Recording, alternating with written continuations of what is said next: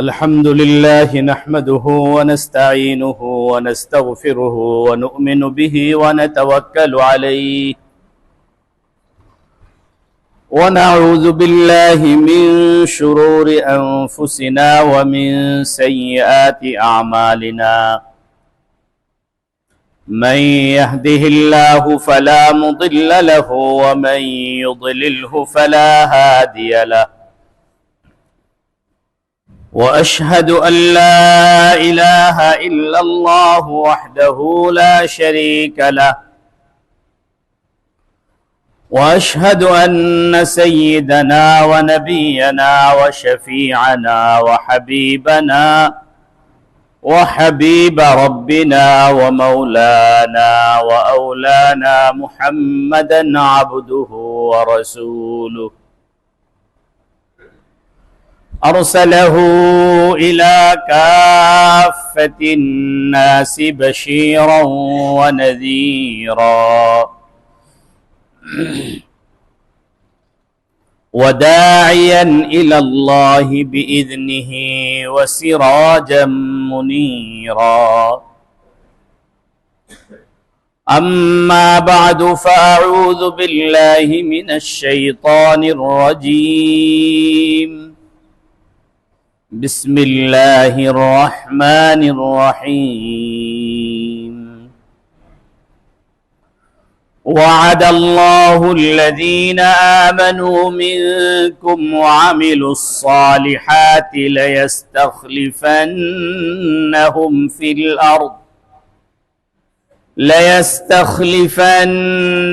في الأرض كما استخلف الذين من قبلهم وليمكنن لهم دينهم الذي ارتضى لهم وليبدلنهم من بعد خوفهم أمنا يعبدونني لا يشركون بي شيئا ومن كفر بعد ذلك فأولئك هم الفاسقون وقال النبي صلى الله عليه وسلم أصحابي كالنجوم بأيهم اقتديتم اهتديتم أو كما قال عليه الصلاة والسلام صدق الله مولانا العظيم وصدق رسوله النبي الكريم ونحن على ذلك لمن الشاهدين والشاكرين والحمد لله رب العالمين سبحانك لا علم لنا إلا ما علمتنا إنك أنت العليم الحكيم رب اشرح لي صدري ويسر لي أمري واحلل عقدة من لساني يفقه قولي ربي زدني علما ربي يسر ولا تعسر وتمم علينا بالخير وبك نستعين يا فتاح اللهم ألهمني رشدي شكلي رحمة للعالمين رشانه কয়েক মর্তবা দুরূদ ইব্রাহিমী পড়ি اللهم صل على محمد وعلى آل محمد كما صليت على إبراهيم وعلى آل إبراهيم إنك حميد مجيد اللهم بارك على محمد وعلى آل محمد كما باركت على إبراهيم وعلى آل إبراهيم إنك حميد مجيد اللهم صل وسلم وبارك عليه الحمد لله ثم الحمد لله আল্লাহ রাব্বুল আলামিনের শুকরিয়া যে আল্লাহ রাব্বুল আলামিন আমাদের প্রতি দয়া পরবশ হয়ে আমাদেরকে তার একটি গুরুত্বপূর্ণ হুকুম জুমার নামাজ আদায়ের উদ্দেশ্যে মসজিদে সমবেত হওয়ার তৌফিক ইনায়েত করেছেন। এই জন্য অন্তরের অন্তঃস্থল থেকে শুকরিয়া জ্ঞাপন করি, বলি আলহামদুলিল্লাহ। অসংখ্য অগণিত দুরুদ এবং সালামের হাদিয়া পেশ করছি প্যারা নবী সৈয়দুল মুরসালিন সৈয়দুল কাউনাইন ওয়াস সাকালাইন নবী মুহাম্মদুর রাসূলুল্লাহ সাল্লাল্লাহু আলাইহি ওয়াসাল্লামের উদ্দেশ্যে।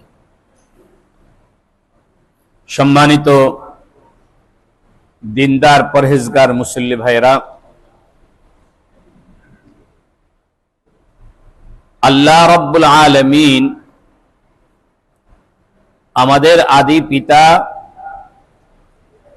সৈয়দনা আদম আলা নবিয়িনা আলাইহিস সালাতু ওয়াস সালামকে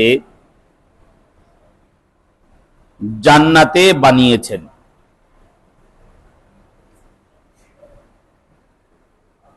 কিন্তু বানাইছেন দুনিয়ার জন্য, পাঠাবেন দুনিয়াতে,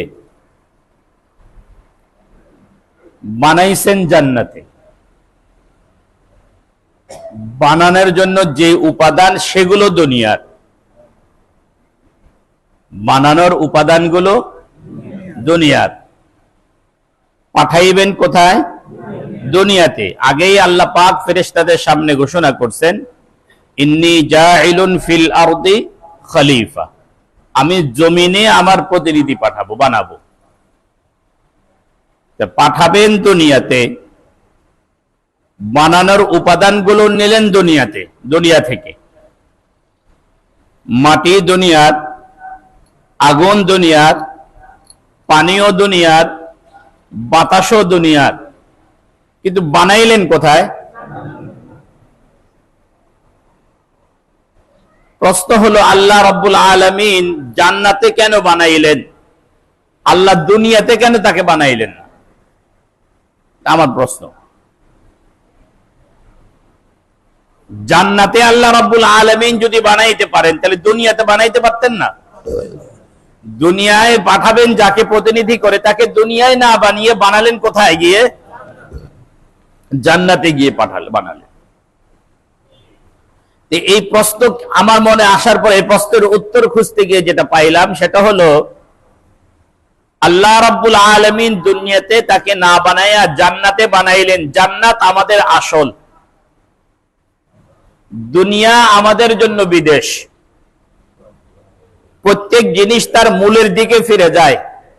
যেহেতু আদম এবং আদমের সন্তানরা আমরা সবাই আবার কোথায় ফিরে যাব? দুনিয়ার মানুষ যাতে একথা বুঝতে পারে, আমাদেরকে আবার জান্নাতে ফিরে যেতে হবে। ঈদের সময় আসলে সবাই বাড়ির দিকে ফিরে, গ্রামের দিকে যায়। নারীর টান বলে বাংলায় যে কথা আছে, সবাই কত কষ্ট করে যায়। ট্রেনের ছাদে উঠে যাচ্ছে মহিলারা, কি করতে হবে? নারীর টানে বাড়ি ফিরতে হবে। যদি নারীর টানে দুনিয়ার বাড়িতে ফেরার এই জাতীয় হিড়িক থাকে, যদি গাড়ি ঘোড়া বিভিন্ন রকম যানবাহনে ট্রান্সপোর্টের এই কষ্ট সহ্য করার পরেও যদি ওই একদিনের ঈদ করার জন্য বাড়ি যাওয়া লাগে, তাহলে আল্লাহ আমাদেরকে, আমাদের বাবাকে জান্নাতে সৃষ্টি করে আমাদেরকে এই মেসেজ দিয়ে দিলেন, আমাদেরকে আবার কোথায় ফিরতে হবে? বাড়িতে ফিরতে হবে। বাড়ি কোথায়? জান্নাতে ফিরতে হবে।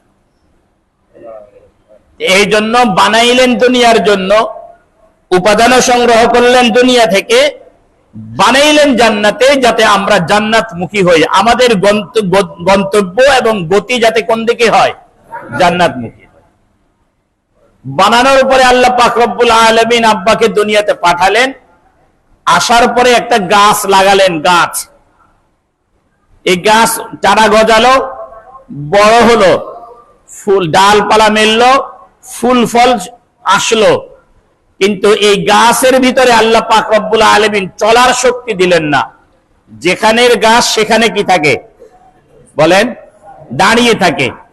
গাছ যখন গজাইছে, বড় যখন হয়েছে, ডালপালা যখন গজাইছে, ফুল এবং ফল যখন আসছে, তাহলে বোঝা গেল গাছের ভিতরে কি আছে? জীবন আছে। গাছের ভিতরে কি আছে? জীবন আছে। যখন জীবন আছে তখন তার খাদ্যেরও প্রয়োজন আছে।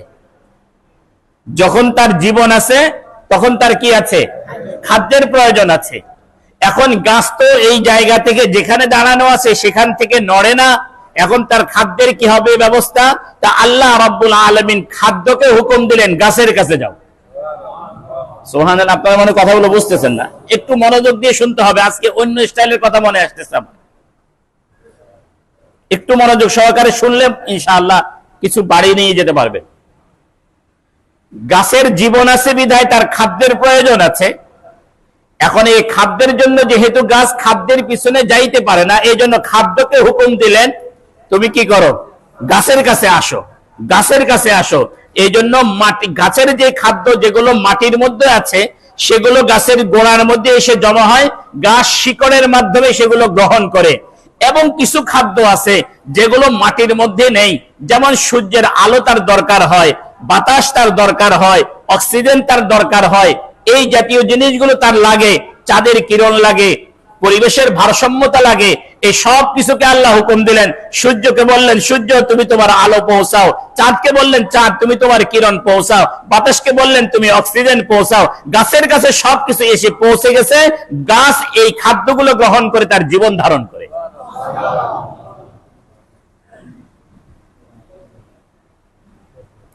এই গাছের থেকে আল্লাহ পাক রব্বুল আলামিন মর্যাদা দিলেন প্রাণীদেরকে। জগতে প্রাণী সৃষ্টি করলেন, এরা ছোট থেকে বড় হয়, শরীর বড় হয়, শরীরের ভিতরে চলার শক্তি আসে, সবকিছু আসে। গাছের তুলনায়, উদ্ভিদের তুলনায় প্রাণীকে আরেকটা প্রাধান্য দিলেন, প্রাণী এবার চলতে পারে। প্রাণী এবার কি করতে পারে? চলতে পারে। এখন এই যে প্রাণী যেহেতু চলতে পারে, এ কারণে প্রাণীকুলকে এবার নির্দেশ দিলেন, তোমার খাদ্য তোমার কাছে আসবে না, তুমি তোমার খাদ্যের পিছনে ছোট। এবার তুমি তোমার খাদ্যের পিছনে ছোট।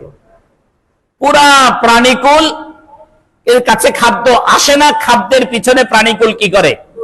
দৌড়ায়। যেই প্রাণীটা খাদ্যের পিছনে দৌড়ানোর ক্ষমতা রাখে না, খাদ্যকে তার কাছে পৌঁছান। সুবহানাল্লাহ বলেন না আপনারা? যে প্রাণী খাদ্যের পিছনে ছোটার মতো কি নাই, ক্ষমতা নাই, তাকে খাদ্যের পিছনে ছোটান না, তাকে খাদ্যকে তার পিছনে কি করেন? ছোটান। ছোট্ট মাসুম বাচ্চা বিছানায় যে শুয়ে থাকে, খাদ্যের পিছনে তার ছোটার শক্তি নাই, এখন খাদ্যকে তার কাছে পৌঁছায়। কি বলেন? খাদ্যকে তার কাছে পৌঁছায়। অসুস্থ হয়ে বিছানায় আপনি পড়ে গেছেন, খাদ্যের পিছনে ছোটার কোনো ব্যবস্থা নাই, এবার আপনার কাছে খাদ্যগুলো পৌঁছতে থাকে, আপনার কাছে খাদ্যগুলো পৌঁছতে থাকে। আর তাফসীরে রূহুল মাআনিতে এক আজীব ঘটনা বলা আছে। তাফসীরে রূহুল মাআনিতে এক আজীব ঘটনা বলা আছে যে কাক গাছের মগডালে বাসা করে। কাক গাছের মগডালে বাসা করে। মগডালে বাসা করার পরে কাক আর বাচ্চা যখন ডিম থেকে বেরিয়ে আসে, তখন বাচ্চাটাকে সাদা থাকে না কালো থাকে? পর্ত নাই, পর্ত নাই। এটা এখন কি এক ধরনের সাদা সাদা ভাব। কাক আর কাকিনীর মধ্যে ঝগড়া লাগে। কাক বলে, এটা আমার ছেলে না, আমার ছেলে হলো তা আমার মতো হলো। কাকিনীকের উপর অপবাদ দেয়, তুমি কোত্থেকে আনছো আমি জানি না। এই লাগে পরে এক পর্যায়ে কাক আর কাকিনী বাচ্চাগুলোকে ফেলে পালিয়ে চলে যায়। গাছের মগডালে কাকের বাচ্চাগুলো পড়ে থাকে। এখন এই কাকের বাচ্চাগুলো অসহায়। এদের খাদ্যের জন্য যে যোগানদাতা ছিল তার বাবা আর মা, তারাও কি এখন এই গাছের মগডালে এই কাকের বাচ্চাগুলো বাঁচবে কিভাবে? ওদের খাদ্যের যোগান কিভাবে হবে? আমার আল্লাহ রাব্বুল আলামিন যেহেতু রাজ্জাক, তিনি যেহেতু সবকিছুর রিজকের দায়িত্ব নিছেন, ওয়ামা মিন দাব্বাতিন ফিল আরদি ইল্লা আলাল্লাহি রিজকুহা ওয়া ইয়ালামু মুস্তাকাররাহা ওয়া মুস্তাওদাআহা। এজন্য আল্লাহ পাক রিজিকের এক সিস্টেম চালু করছেন। কিছু পোকা আল্লাহ পাক এরকম জানাইছেন যাদের কাছে আল্লাহ গন্ধকে প্রিয় করে দিয়েছে। দুর্গন্ধ যেখানে আছে সেখানে পোকাগুলো পৌঁছে যায়, আছে না? আছে। ওই কাকের বাচ্চাগুলো উপবাস থাকার কারণে তার পেটের থেকে এক ধরনের গন্ধ বের হয়। এগুলো চি চি করতে থাকে উপরের দিকে হা করে, আর এই সাথে কি বের হয়? গন্ধ বের হয়। বাতাসকে দায়িত্ব দিয়েছেন এই গন্ধটা তুমি ছড়াও। বাতাস গন্ধ ছড়ায়। এই গন্ধগুলো যখন ওই গন্ধপ্রিয় পোকার নাকে লাগে, পোকাগুলো গন্ধের উৎস অনুসন্ধান করে ছুটতে থাকে। পোকাগুলো গন্ধের উৎস অনুসন্ধান করে ছুটতে থাকে। গন্ধের উৎস অনুসন্ধান করতে করতে কোথায় গিয়ে পাওয়া যায়? কাকের বাচ্চার পেট। এই পোকাগুলো অটোমেটিক সেই কাকের বাচ্চার পেটের ভিতরে যায়। আল্লাহ তার খাদ্যের রিজিকের ব্যবস্থা পূর্ণ করেন। কথা বলতেছিলাম, যে খাদ্যের পিছনে দৌড়ানোর যার যোগ্যতা নাই, খাদ্যকে তার পিছনে দৌড়ান। যাকে খাদ্যের পিছনে দৌড়ানোর যোগ্যতা দিয়েছেন তাকে বলছেন তুমি খাদ্যের পিছনে ছোট। এজন্য ওয়াইদা কুদিয়াতিস সালাতু ফান্তাশিরু ফিল আরদি ওয়াবতাগু মিন ফাদলিল্লাহ। নামাজ যখন সম্পন্ন হয়ে গেল, এবার আল্লাহ পাকের অনুগ্রহের তালাশে, রিজিকের তালাশে তুমি বেরিয়ে যাও। সুবহানাল্লাহ। এই প্রাণীগুলোর তুলনায় আল্লাহ পাক রব্বুল আলামিন মানুষকে আরেকটু শ্রেষ্ঠত্ব দিয়েছেন। মানুষকে শ্রেষ্ঠত্ব দিয়েছেন আকল দিয়ে। কি দিয়ে? আকল দিয়ে, বিবেক দিয়ে। বলে মানুষকে আকল আর বিবেক দিয়ে সৃষ্টি দিয়ে শ্রেষ্ঠত্ব কেন দিয়েছেন? যে মানুষকে বলছেন তোমার এই আকলকে খরচ করে তুমি তোমার আবার নারীর টানে তোমার বাড়ির দিকে ফিরবে। মানুষকে আকল এই জন্য দিয়েছেন যে মানুষ তার প্রাণীদের মতো তার মন চাহিয়ে জিন্দেগি যাপন যেন না করে। যতগুলো প্রাণী আছে সবাইকে তার সৃষ্টির বৈশিষ্ট্যের উপরে ছেড়ে দিলেন। সাপ যদি কাউকে দংশন করে তার কোনো গুনাহ হয় না। বাঘ যদি মানুষকেও যদি মেরে ফেলে তবুও তার আমলনামায় গুনাহ হয় না। তার কাছে হালাল হারামের কোনো বিধান রাখেন নাই, যেহেতু তাকে আকল দেন নাই। তাকে তার সৃষ্টির বৈশিষ্ট্যের উপরে ছেড়ে দিয়েছেন। সাপকে বিষাক্ত বানাইছেন, তার এই বৈশিষ্ট্যের উপরে ছেড়ে দিয়েছেন। বাঘকে হিংস্র বানাইছেন, তার এই বৈশিষ্ট্যের উপরে তাকে ছেড়ে দিয়েছেন। ছাগলকে নিরীহ বানাইছেন, তাকে তার এই বৈশিষ্ট্যের উপরে ছেড়ে দিয়েছেন। গরুকে নিরীহ বানাইছেন, তাকে তার বৈশিষ্ট্যের উপরে ছেড়ে দিয়েছেন। তার জন্য কোনো আমলনামা রাখেন নাই, কোনো জাযা আর সাজা রাখেন নাই। মানুষকে যেহেতু আকল দিয়েছেন, এই কারণে তাকে তার সৃষ্টির বৈশিষ্ট্যের উপরে ছাড়েন নাই।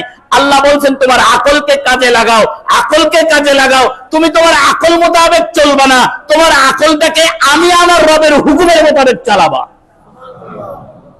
এই জন্য বলেন আমাদের ফিরে যেতে হবে কোথায়? সবাই বলেন না, আমাদের ফিরে যেতে হবে কোথায়?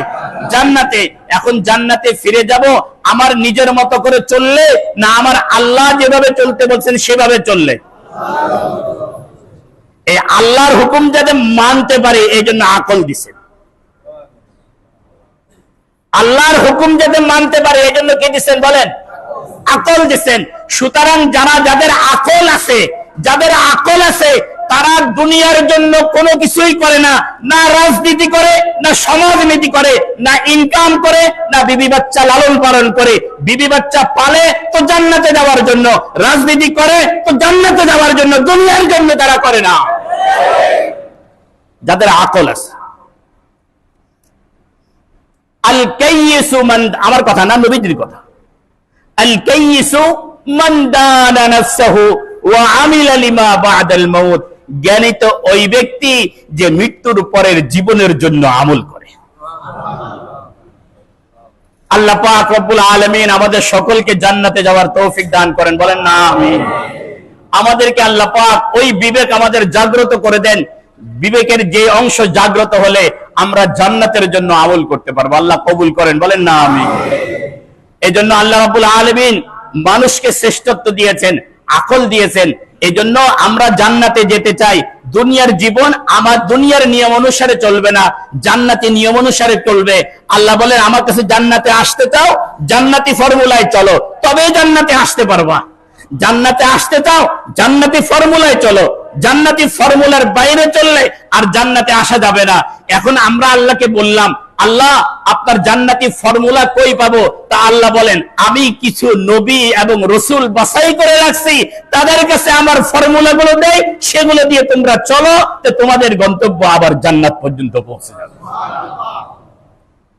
কি বলেন? নবীরা আসছেন পৃথিবীতে মানুষকে কিভাবে রাজনীতি করা যায় এটা শেখানোর জন্য, না কিভাবে জান্নাত পাওয়া যায়। এই জন্য নবীও আসছেন, রসুল আসছেন। রসুল বলা হয় তাকে যাকে আল্লাহ নতুন শরীয়ত দিয়েছেন, যাকে আল্লাহ কি দিয়েছেন? নতুন শরীয়ত দিয়েছেন, বিধিবিধান দিয়েছেন। নবী বলা হয় তাকে যিনি আগের রসুলের শরীয়তকে সামনে আগায় আনিছেন, সেই নিয়মের উপরে যিনি, ওই শরীয়তের উপরে যিনি চলছেন, তাকে বলা হয় নবী। নবী এবং রসুলের সংখ্যা কত? নবীদের সংখ্যা কত? ১৬ লক্ষ। কত? ১৬ লক্ষ। রসুলের সংখ্যা হলো ৩১৩ জন। রসুলের সংখ্যা কত? ৩১৩ জন। তাহলে ৩১৩ জনের কাছে আল্লাহ নতুন শরীয়ত দিয়েছেন, ১৬ লক্ষকে দায়িত্ব দিয়েছেন এই ৩১৩ জনের শরীয়তের উপরে চলার জন্য, উম্মতকে চালানোর জন্য। অন্য কথায় রসুল কাকে বলে? রসুল বলা হয় তাকে যিনি আল্লাহর কাছ থেকে নেন, উম্মতকে দেন। বুঝেন নাই? রসুল কাকে বলে? যিনি আল্লাহর কাছ থেকে নেন, উম্মতকে দেন। আল্লাহর থেকে নেন, উম্মতকে দেন। নূহ নবী আল্লাহর কাছ থেকে নিছেন, উম্মতকে দিছেন। ইব্রাহিম আল্লাহর কাছ থেকে নিছেন, উম্মতকে দিছেন। মুসা আল্লাহর কাছ থেকে নিছেন, উম্মতকে দিছেন। ঈসা আল্লাহর কাছ থেকে নিছেন, উম্মতকে দিছেন। ৩১২ জন রসুল আল্লাহর কাছ থেকে নিছেন, উম্মতকে দিছেন। নেওয়ার ধারাও চালু ছিল, দেওয়ার ধারাও চালু ছিল, নেওয়ার ধারাও চালু ছিল, দেওয়ার ধারাও চালু ছিল। আল্লাহ কখনো তাওরাতের আকারে দিছেন, কখনো ইনজিলের আকারে দিছেন, কখনো জবুরের আকারে দিছেন, কখনো সহিফার আকারে দিছেন। নেওয়ার ধারাও চালু ছিল, দেওয়ার ধারাও চালু ছিল। সর্বশেষ আমাদের প্যারা নবী মুহাম্মদুর রাসূলুল্লাহ সাল্লাল্লাহু আলাইহি ওয়াসাল্লামকে আল্লাহ পাঠাইলেন, আল্লাহ তাকে দিলেন, তিনিও উম্মতকে দিলেন। বলে এতদিন নূহ নবী থেকে দেওয়ার ধারা চালু ছিল, দেওয়ার প্রয়োজন ছিল, পরবর্তীতে আরেকজনকে পাঠাইছেন, তাকে দিছেন। সর্বশেষ যখন মুহাম্মদুর রাসূলুল্লাহ আসছেন, তা আল্লাহ পাক বলেন আমার যা দেওয়ার ছিল সব আমি আমার নবীকে দিয়ে দিছি। আর আমাদের নবী বলেন আল্লাহ আমাকে যা দিছেন সব আমি সাহাবীদেরকে দিয়ে দিছি।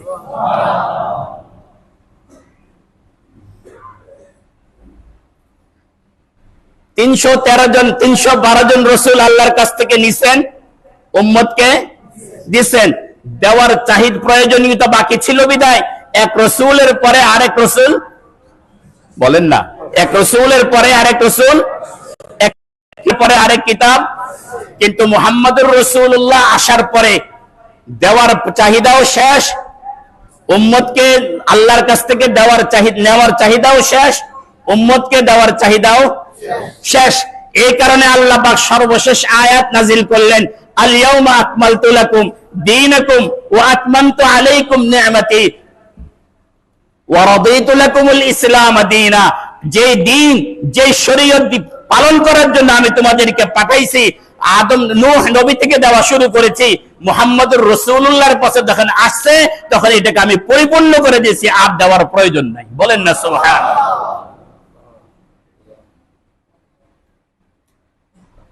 তাহলে দিন কার কাছ থেকে আসছে? বলেন না, দিন কার কাছ থেকে আসছে? সর্বশেষ এই দিন, এই কোরআন আল্লাহ কার উপরে নাজিল করছেন? মুহাম্মদুর রাসূলুল্লাহ সাল্লাল্লাহু আলাইহি ওয়াসাল্লামের উপরে নাজিল করছেন। বলেন তো দেখি, এই দিন নাজিল করছেন, এই কোরআন নাজিল করছেন শুধুমাত্র নামাজ পড়ার জন্য, শুধুমাত্র খতম পড়ার জন্য, মারা গেলে মুর্দা ব্যক্তির জন্য দোয়া করার জন্য,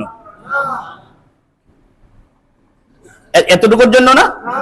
রমজান মাসে খতমে তারাবি পড়বেন, ফজরের পরে যাদের পক্ষে সম্ভব তারা একটু তেলাওয়াত করবেন, মাদ্রাসায় হুজুররা হাফেজ, একদল হাফেজ হবে আর একদল আলেম হবে।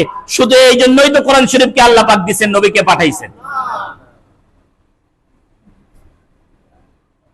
আল্লাহ দিন কাকে বলে? তাহলে দিন বলা হয় আমার সকাল থেকেই সন্ধ্যা রাতের ঘুমানো পর্যন্ত আমার আল্লাহ যেভাবে চলতে বলছেন ওইভাবে চলার নাম দিন।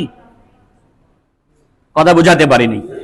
আমার সকাল থেকে ঘুম থেকে জাগ্রত হওয়া থেকে নিয়ে শুরু করে আবার ঘুমানো পর্যন্ত আমি সারা দিনে যা কাজ করব, এই কাজটা আমার মালিক যেভাবে করতে বলেছেন সেভাবে করার নাম, সেভাবে কিভাবে করতে হবে এটাই আল্লাহর নবীকে দিয়ে শিখাইছেন। বলেন তো আমার সারা দিনের কর্মকাণ্ডের ভিতরে বিবি বাচ্চা লালন পালন করা আছে কিনা? আমার সারাদিনের কর্মকাণ্ডের ভিতরে ব্যবসা বাণিজ্য আছে কিনা? আমার সারাদিনের কর্মকাণ্ডের ভিতরে রাজনীতি আছে কিনা? আমার সারাদিনের কর্মকাণ্ডের ভিতরে মানুষের সাথে লেনদেন আছেন কিনা? এই আমার লেনদেন দিন, আমার ব্যবসা দিন, আমার চাকরি দিন, আমার বিবি বাচ্চা পালন করা দিন, আমার শ্রমিকগিরি করা দিন, আমার মজদুরি দিন, আমার কৃষিকাজ এটা দিন। এই সব কিছু শিখানোর জন্যই আল্লাহ পাক রব্বুল আলামিন রাসূলদেরকে পাঠাইছেন। এই জন্য পৃথিবীতে লেখা শিখাইছেন আল্লাহ পাক রব্বুল আলামিন হযরত ইদ্রিস আলাইহিস সালামকে দিয়ে। আল্লাহ পাক রব্বুল আলামিন লোহার কাজকর্ম শিখাইছেন দাউদ আলাইহিস সালামকে দিয়ে। আল্লাহ পাক কৃষি কাজকর্ম শিখাইছেন হযরত জাকারিয়া আলাইহিস সালামকে দিয়ে, বনি ইসরাইলের নবীদেরকে দিয়ে। এভাবে আল্লাহ পাক রব্বুল আলামিন দুনিয়াতে যতগুলো পেশা আছে সবগুলো পেশা কোন না কোন নবীকে দিয়ে শিখাইছেন। যদি আপনি মনে করেন আপনার কৃষিকাজ দুনিয়া, হুজুরের নামাজ পড়া দিন, আপনার চাকরি করা দুনিয়া, হুজুরের মসজিদে ইমামতি করা দিন, আপনার অফিস আদালতে সেক্রেটারিতে বসা এটা দুনিয়া, আর হুজুরের মাদ্রাসায় পড়ানো শুধু দিন, এটা যদি মনে করেন তাহলে বোকার স্বর্গে বসবাস করছেন। সেক্রেটারিয়েটের টেবিলে বসে স্বাক্ষর করা এটাও দিন হবে যদি আপনি স্বাক্ষরটা আল্লাহর জন্য যদি করে থাকেন।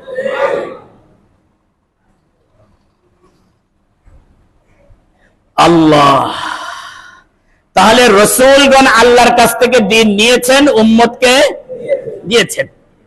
আল্লাহর কাছ থেকে নিছেন, উম্মতকে দিয়েছেন। তাহলে আমাদের নবী দ্বীন কার কাছ থেকে নিছেন?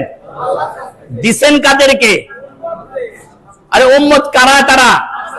সাহাবায়ে কেরাম। নবীজি দ্বীন কাদেরকে দিচ্ছেন বলেন? আল্লাহর কাছ থেকে পরিপূর্ণ দ্বীন আমাদের নবী নিছেন। সাহাবায়ে কেরামকেও কি দ্বীন পূর্ণ দিছেন না অসম্পূর্ণ দিছেন? এই জন্য নবীজি বিদায় হজের মাঠে বলেছিলেন, সাহাবায়ে কেরামকে সামনে রেখে নবীজি বলছেন, আমি আমার আল্লাহর তরফ থেকে আমার কাছে যে দ্বীন আসছে এই দ্বীনকে আমি তোমাদের কাছে পৌঁছাইছি কিনা? কি বলেন? প্রশ্ন করছেন না নবীজি? যে সাহাবায়ে কেরাম কি বলছেন? যে আপনি পৌঁছাইছেন। তখন আল্লাহর নবী আকাশের দিকে আঙ্গুল তুলে সাক্ষী রাখলেন আল্লাহকে, আল্লাহ আপনি সাক্ষী থাকেন আপনার কাছ থেকে যে দিন আমি নিয়েছি সেই দিন আমি আমার সাহাবীদের কাছে পৌঁছাইছি। ১৬ লক্ষ সাহাবী সাক্ষী দিচ্ছে, আল্লাহ আপনিও সাক্ষী থাকেন। আল্লাহুম্মা শাহাদ, আল্লাহুম্মা শাহাদ, আল্লাহুম্মা শাহাদ। তাহলে একটা কথা ক্লিয়ার, নবীজি আল্লাহর কাছ থেকে দিন নিছেন, সেই দিন সাহাবায়ে কেরামের কাছে রেখে গিয়েছেন।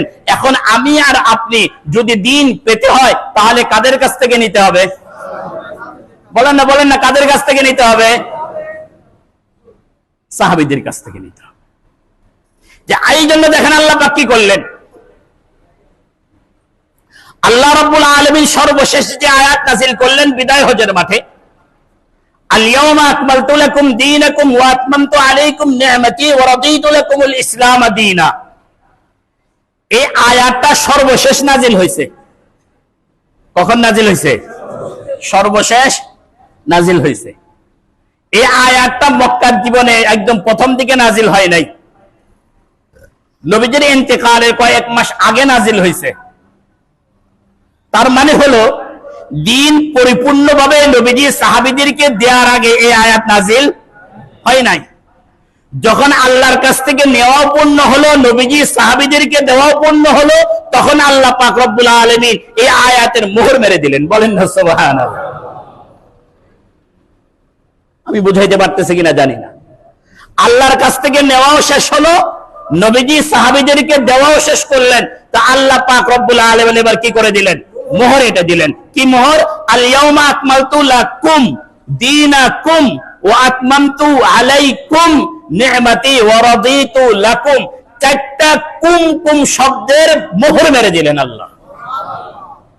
কথাটা বোঝার জন্য আমি অন্যভাবে আপনাদেরকে একটু বোঝানোর চেষ্টা করি। দিন কার? আল্লাহর। দিন কার? কোরআন কার? আল্লাহ।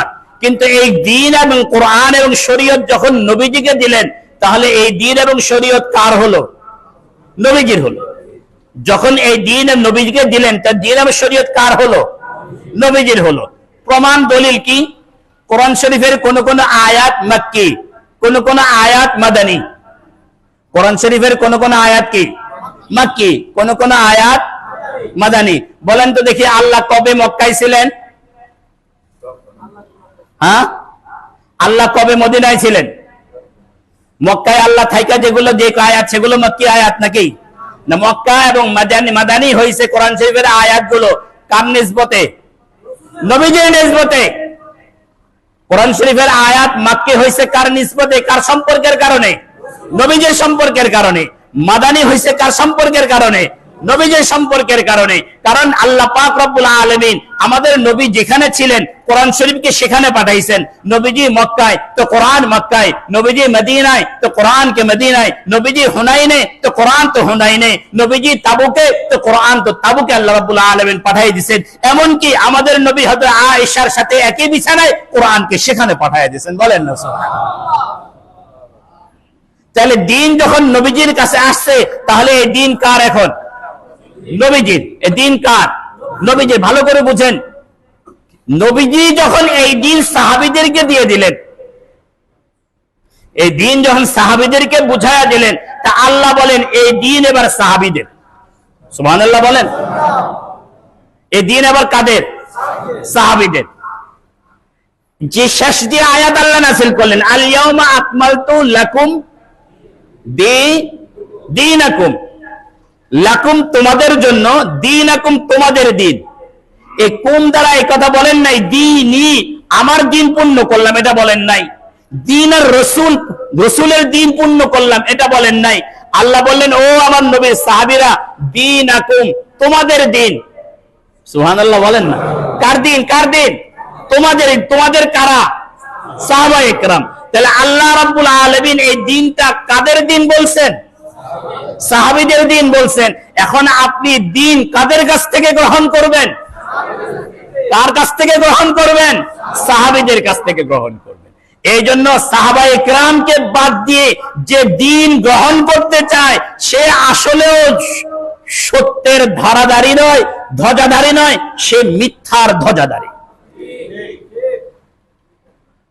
আল্লাহ পাক রব্বুল আলামিন আমাদেরকে বুঝার তৌফিক দান করেন, সকলে বলে আমিন। এবার আপনি কথা বুঝে রাখেন, এই সারা উম্মত মিলে দ্বীনের উপরে যে আমল করে, সমস্ত উম্মত মিলে দ্বীনের উপরে যে আমল করবে, সেই আমলের সমপরিমাণ সওয়াব সাহাবায়ে কেরাম পাবেন। কথা বুঝার চেষ্টা করেন। শরীয়তের মাসআলা হলো, আপনার দাওয়াতের কারণে যদি কেউ দ্বীনের উপরে আসে, যে এই লোকটা দ্বীনের উপরে এসে যতগুলো নেক আমল করবে, তার একটা সওয়াব আপনি পাবেন। আদ-দাল্লু আলাল খায়রি কাফাইলিহি, ভালো কাজের যে পথ দেখায়, সে ভালো কাজ করনেওয়ালার সমপরিমাণ সওয়াব পায়। তাহলে উম্মতের সাহাবী ছাড়া উম্মতের বাকি সদস্যরা সবাই মিলে দ্বীনের উপরে আমল করলে যে সওয়াব হবে, সমষ্টিগত সওয়াব কে পাবেন? বলেন, সমষ্টিগত সওয়াব কারা পাবেন? সাহাবায়ে কেরাম পাবেন। সব সাহাবী মিলে আমল করে যে সওয়াব হয়, সেই সমপরিমাণ সওয়াব একা আবু বকর রাদিয়াল্লাহু আনহু পাবেন। আমার আলোচনার মূল পয়েন্ট আমি আসছি। সমস্ত উম্মত মিলে নেক আমলের সওয়াব সাহাবা পাবেন, সকল সাহাবীদের নেক আমলের সওয়াব একা কে পাবেন? কারণ আবু বকর সিদ্দিক রাদিয়াল্লাহু তাআলা আনহু ওই ব্যক্তি, নবীজির ইন্তেকালের পরে ইসলামকে মিটিয়ে দেওয়ার জন্য যে সকল ষড়যন্ত্র হয়েছে, সবগুলো ষড়যন্ত্র আবু বকর সিদ্দিক মিটিয়ে দিয়েছেন। এই কারণে সবার সওয়াব তিনি পাবেন। একটা। আরেকটা কেন পাবেন তিনি জানেন? আবু বকর সিদ্দিক রাদিয়াল্লাহু তাআলা সকল সাহাবীদের সমপরিমাণ সওয়াব কেন পাবেন? তার আরেকটা কারণ বলি। উপহাসকারীরা উপহাস করে একটা কথা বলে, উপহাসকারীরা উপহাস করে কি একটা কথা বলে, কি কথা? নবীজি নবী হওয়ার পরে যেদিন সর্বপ্রথম নবীজি তার নবুয়তের ঘোষণা দিলেন, সফা পাহাড়ের উপরে দাঁড়ালেন, দাঁড়িয়ে মক্কার কুরাইশদেরকে ডাকলেন। মক্কার কুরাইশদেরকে কি করলেন? ডাকলেন। ডেকে সর্বপ্রথম কুরাইশদের সামনে নবীজির নবী হওয়ার পরিচয় দিলেন। ওই পরিচয় পর্বে নবীজি সাল্লাল্লাহু আলাইহি ওয়াসাল্লাম যখন কুরাইশদেরকে নবীজির প্রতি ঈমান আনতে বললেন, একজনও ঈমান আনে নাই। একজনও কি করে নাই? এখন এটা তো ঐতিহাসিকভাবে সত্য। এখন এই ঘটনাটা আপনি কোন সেন্সে উল্লেখ করছেন সেটা হলো বোঝার বিষয়। আপনি যদি ইতিহাস, আমিও বলছি, আমার বলার হলো ইতিহাস বোঝানো। আরেকজন বলেন, আরে কোন নবীর কথা বলো, উনি ডাকছেন, ওনার প্রথম ডাকেই কেউ শুনে নাই। কথা সত্য, কিন্তু সেন্স কি? কথা বলেন না, সেন্স ভিন্ন। আমার প্রথম বলাতে কোনো গুনাহ নেই, কিন্তু দ্বিতীয় বলার মধ্যে কি আছে? গুনাহ আছে। এখন আমার একটা প্রশ্ন হলো, নবীজি সর্বপ্রথম যে দাওয়াত দিলেন, যে আহ্বান করলেন, সেই আহ্বানে একজনও কেন ঈমান আনলো না? এটা প্রশ্ন হইতে পারে না? অন্তত একজন তো ঈমান আনতে পারত। একজন তো কি বলে? আমি বললাম যে আমার বলা বক্তব্য হলো, ওইখানে যারা ছিল তাদের কাউকেই আল্লাহ ঈমান আনতে দেন নাই। কাউকে আল্লাহ ঈমান আনতে বলে কেন? বলে ওই মজলিসে হযরত আবু বকর উপস্থিত ছিলেন না। সুবহানাল্লাহ বলেন না, আপনারা বুঝেন না। এই কারণে বুঝলে সুবহানাল্লাহর আওয়াজ আরেকটু জোরে হইতো। ওই মজলিসে কে ছিলেন না বলেন? হযরত আবু বকর। কারণ আল্লাহ পাক আবু বকরের ভাগ্যে সর্বপ্রথম মুসলমান হওয়ার সৌভাগ্য তিলক এঁকে দিয়েছিলেন। আবু বকর ওই মজলিসে ছিলেন না বিধায় এই কারণে ওই মজলিসের কেউ ঈমান আনতে পারে নাই। আবু বকর ঈমান আনছে, পরে অন্যরা ঈমান আনছে। যেহেতু আবু বকর ওই মজলিসে ছিলেন না, এই কারণে কেউ ঈমানও আনে নাই। তাহলে এই উম্মতের সর্বপ্রথম মুসলমান কে বলেন? যে আবু বকর সিদ্দিক যেহেতু সর্বপ্রথম মুসলমান, পরবর্তীতে মুসলমান হয়েছে, এই কারণে সকলের নেক আমলের সওয়াব সর্বপ্রথম যিনি ঈমান আনছেন ওনার আমলনামায় জমা হবে। আমরা হযরত আবু বকর সিদ্দিক রাদিয়াল্লাহু তাআলা আনহুর শ্রেষ্ঠত্ব নিয়ে কথা বলছিলাম, সেই জায়গায় আসলাম। আল্লাহ পাক রব্বুল আলামিন যতটুকু কথা বিক্ষিপ্ত ভাবে বললাম আমাদেরকে বুঝার তৌফিক দান করে, সকলে বলে আমিন। আরো অনেকগুলো কথা বলার আছে, বুঝার আছে। বর্তমান পরিস্থিতি নিয়ে কিছু কথা এখান থেকে বুঝার আছে আজকের বিষয়ের মধ্যে, কিন্তু আমার হাতে এখন আর সময় নাই। ইনশাআল্লাহ আল্লাহ পাক রব্বুল আলামিন যদি তৌফিক দান করেন, আমরা এই বিষয়ের উপরে এভাবেই আল্লাহ আরো কিছু কথা আপনাদের কাছে আরজ করার চেষ্টা করব। আল্লাহ পাক রব্বুল আলামিন আমাদেরকে সঠিক কথাগুলো বুঝার, আমল করার তৌফিক দান করেন, সকলে বলি আমিন। আজকের কথার সার কথা, আমরা জান্নাতে যেতে চাই। কারা কারা? আল্লাহ আমাদের সকলকে আপনি কবুল করেন, সকলে বলি আমিন। জান্নাতে যাওয়ার ফর্মুলা আমার বিবেকেরটা না, জান্নাত থেকে যেটা আসছে সেটা।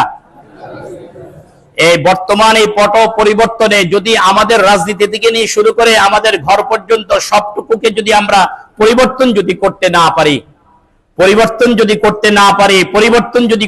পারি, আমি আমার ব্যক্তি জীবন যদি পরিবর্তন না করি, তাহলে আমাদের গন্তব্য জান্নাতমুখী নয়, আমাদের গন্তব্য জাহান্নামমুখী।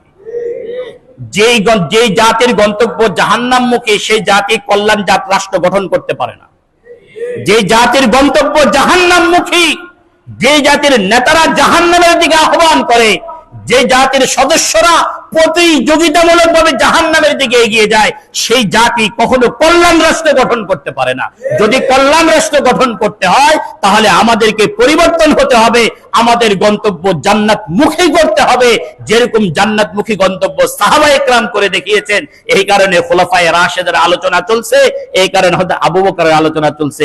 সেখান থেকে শিক্ষা গ্রহণ করে আমাদের গন্তব্যকে আমরা ঠিক করার চেষ্টা করি। আল্লাহ পাক রব্বুল আলামিন আমাদেরকে তৌফিক দান করেন। আমা তৌফিক ইল্লা বিল্লাহ, আমিন বলি সবাই।